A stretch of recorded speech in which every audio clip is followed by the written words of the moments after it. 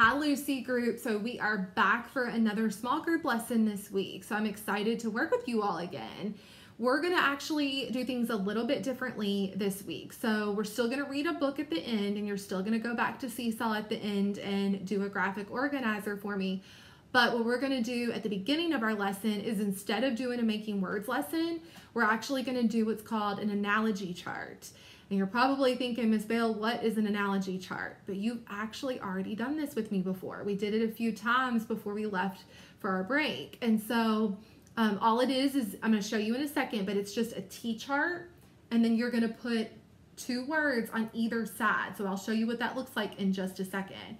So we're going to do that instead of the making words lesson. Then we'll go into our book, and then you'll go back to Seesaw and work on your graphic organizer. Okay, let's get started. All right, so this is called an analogy chart. So what you're going to do is you're going to grab a piece of paper, dry erase board, whatever you have to write on, and you're going to make your T-chart just like I've made right here, okay? And you're even going to write the word boy, and you're going to write light, one on each side. And then once you're ready and you've done that, then you'll be ready for our lesson. All right, so let's get started with our analogy chart.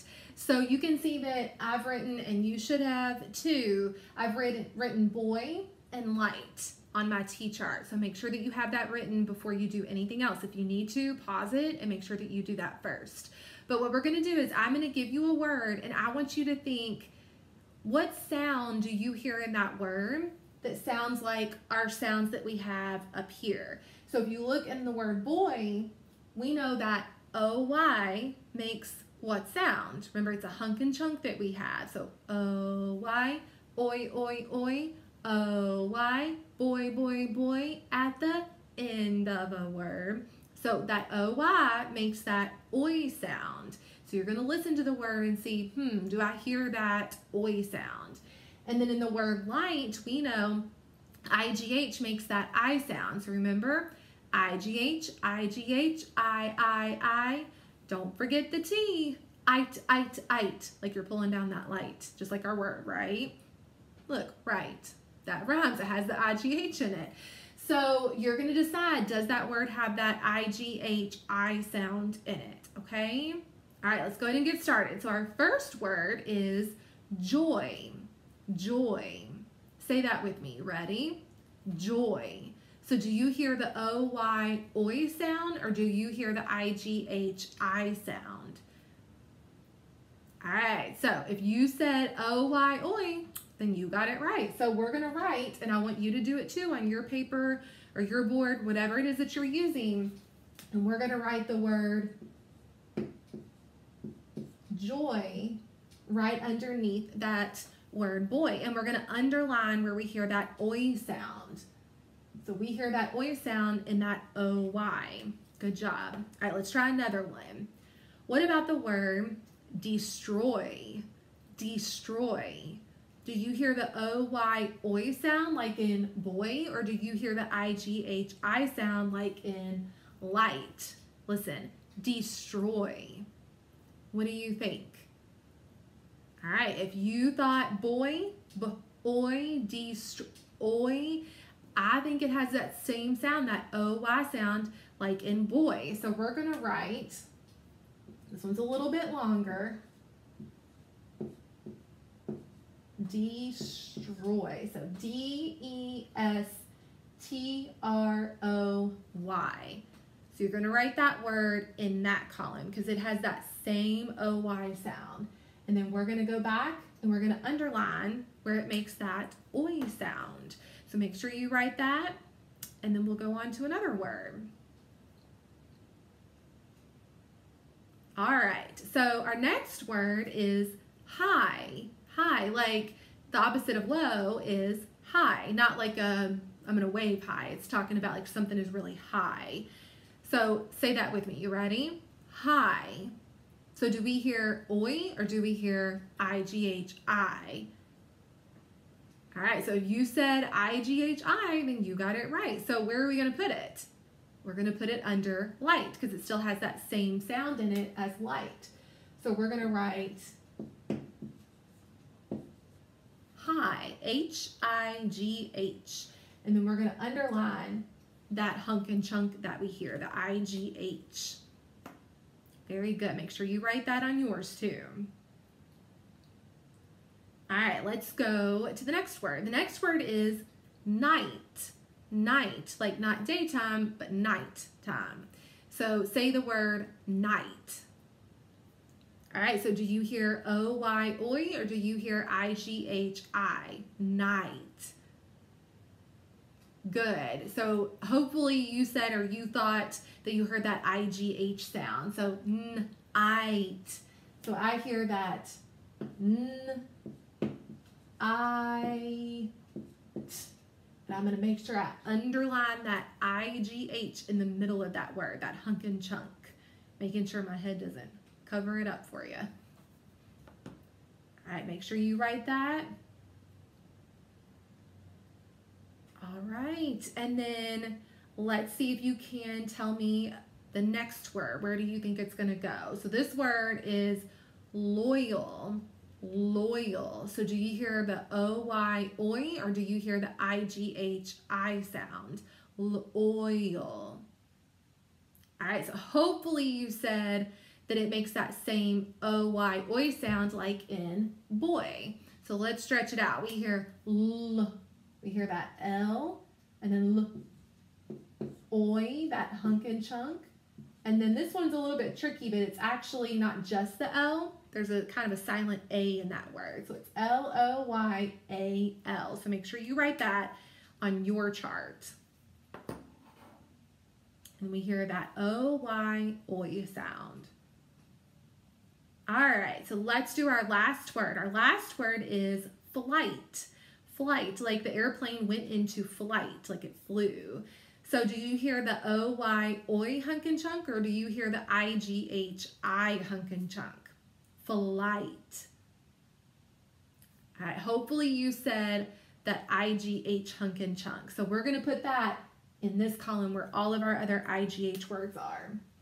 I hear a blend at the beginning of that word. I hear fl, fl. So I hear that F, whoops, L, that blend. Then I hear my hunk and chunk, fl, I, and then I hear that T at the end. And don't forget to underline where that hunk and chunk is, where you hear that I sound. Very good. So I'm going to ask you, I want you to tell me what sound it makes now. I can't hear you, but I'm going to trust you that you're saying it, okay? So what sound does O-Y make? Oy, very good. And then what sound does I-G-H make? I, very good, you guys. I know you guys did that for me and you all did a nice job. And now we're going to get into our book.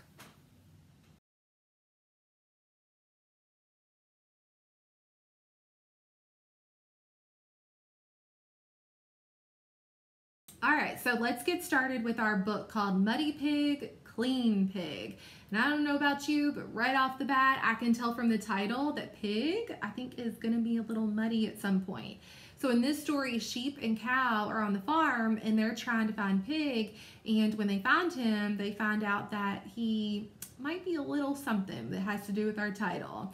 So we're going to read this book, and while you're reading it, I want you to be thinking about the characters, especially cow and pig, and how are they alike and how are they different? Because when you get finished with the book, you're going to go back to Seesaw and you're going to tell me how they're different and how they're the same. You're going to compare and you're going to contrast.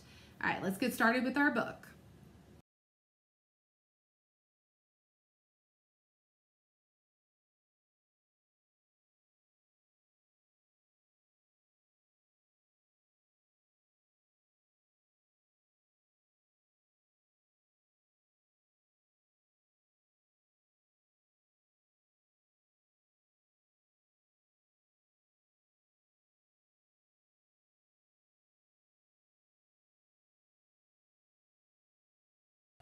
So on this page, I want you to really practice your fluency and especially reading with expression. So there are several things that the animals say on this page. And I want you to go back and I want you to see if you can read it how you think the character would say it. So When they're asking questions, you want your voice to go up. If they're just telling you something, then you don't necessarily need your voice to go up.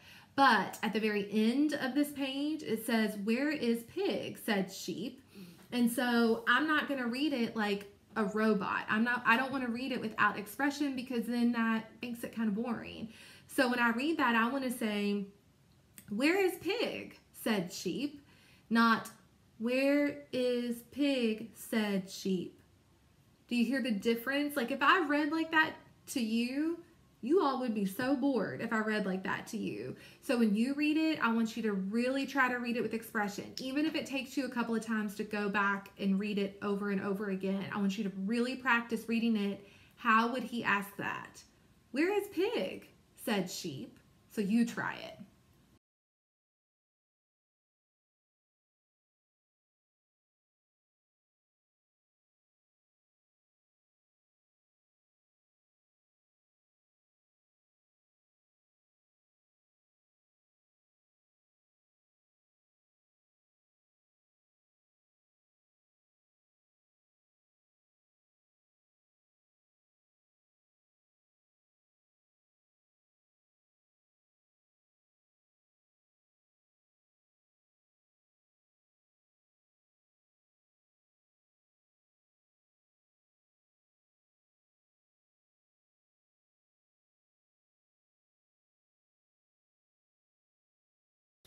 So on this page, if you look up at the very top, there's a word that starts with an F, and it's a really big word. And you might, when you were reading it, you might have gotten stuck on it. But what strategy I think will really, really help you with this word is the chunky monkey strategy, and kind of stretchy snake at the same time. But if you look in that word, I already see a word that I know, actually two words hiding inside of that word. If you look at the very beginning, I know the word F-O-R spells for. And then when you look in the middle part of the word, I know that G-E-T spells get. And then if you look at the end of the word, what hunk and chunk do we see? We see I-N-G, which we know says ing. So if I know that and I'm going to stretch it out, it's going to make it a lot easier for me to figure out that word. So when I go to stretch it out, I'm going to stretch it out like this. I'm going to say forgetting. And then I just blend it all together and say it a little faster. Forgetting, forgetting, forgetting. That makes sense in that sentence. So always make sure that if you see a really big word, try to find words in there that are hiding inside that you already know. See if you find hunks and chunks that you know. And also sometimes like word families are a good thing to look for too. So like am, at, op, that kind of thing. So make sure you're using those strategies when you get stuck on a word.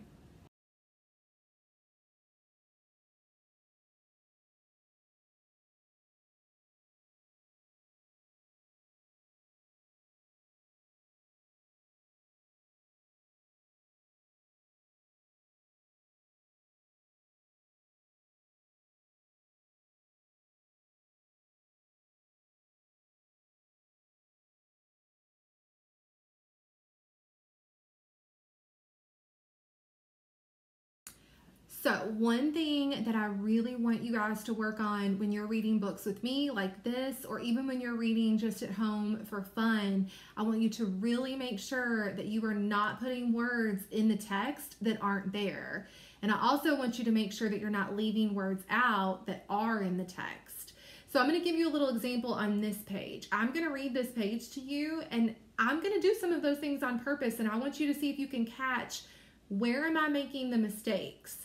And I'm also going to show you how sometimes when we try maybe a little too hard to read really quickly, that can lead us to make those mistakes where we put in words that aren't there or leave words out.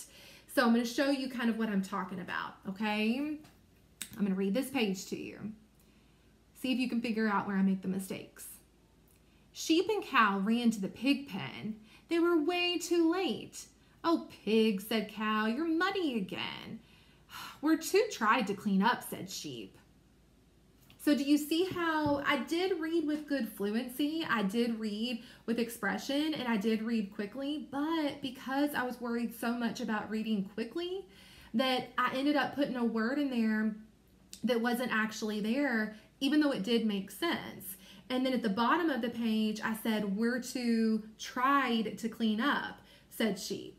Now that doesn't make sense, but because I was so focused on trying to read quickly that I didn't take my time and I didn't stop and think, oh wait, that doesn't make sense. So what I should have done is I should have recognized that when I said they were way too late, the word way is not even there, even though it does make sense. So I want to stop and I want to go back and fix it. And then at the bottom of the page, I should have recognized that, wait a second, we're to tried to clean up.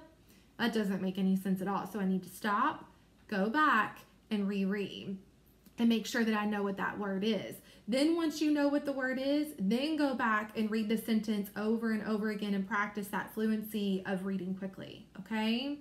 So always practice that. Make sure that you're not putting any words in there that aren't there, and make sure you're reading all of the words that are there. So take your time and slow down. I'd rather you do that first and then go back and practice the fluency second.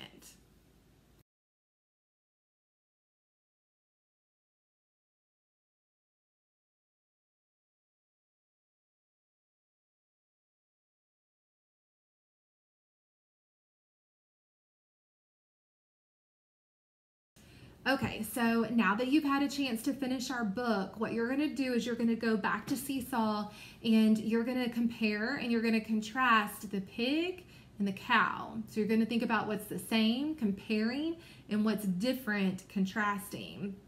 And then make sure you turn that in to me, and then I can't wait to see what you guys come up with. I hope you enjoyed our book. I thought it was kind of silly and fun, and we'll read another one next week. Nice job.